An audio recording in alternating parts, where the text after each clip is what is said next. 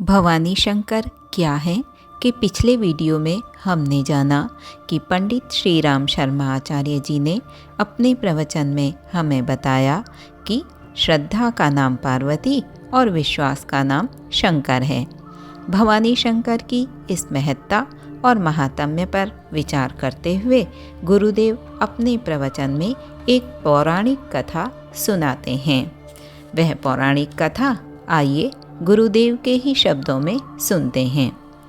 पौराणिक कथा आती है कि एक संकट का समय था जब भगवान परशुराम को यह मालूम पड़ा कि सब जगह अन्याय अत्याचार फैल गया, अनाचार फैल गया। इसके निवारण के लिए क्या करना चाहिए? परशुराम जी उत्तरकाशी गए और वहाँ भगवान शिव का तप करने लगे। तप करने के पश्चात भगवान शंकर ने उन्हें एक परशु दिया और कहा, अनीति का, अन्याय का और अत्याचार का इस संसार में से उच्छेदन किया जा सकता है और आपको करना चाहिए। भगवान शंकर की ऐसी महत्ता और ऐसी शक्ति का वर्णन पुराणों में पाया गया है, पर आज हम देखते हैं कि वह शक्ति कुंठित कैसे हो गई। हम शंकर की पूजा करते हैं पर समस्याओं से घिरे हुए क्यों हैं? शंकर की शक्ति वरदान हो करके सामने क्यों नहीं आती? शंकर के भक्त होते हुए भी हम किस तरीके से पिछड़ते और पददलित होते चले जा रहे हैं? भगवान हमारी कब सहायता कर सकते हैं? ये विचार मैं देर तक करता रहा।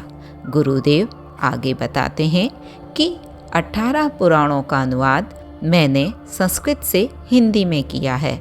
उसमें से शिव पुराण की एक कथा मुझे याद आई जिसने हमारी शंका का समाधान कर दिया कि भगवान शंकर सहायता क्यों नहीं करते हमारी, क्यों नहीं उनकी शक्ति का लाभ मिलता, क्यों उनके चमत्कार हमें दिखाई नहीं पड़ते, जबकि शंकर भगवान के भक्त जिन्होंने क्या से क्या अनुदान प्राप्त किए हैं, जो भी तप करने के लिए खड़ा हो गया वह न जाने क्या से क्या प्राप्त करता चला गया।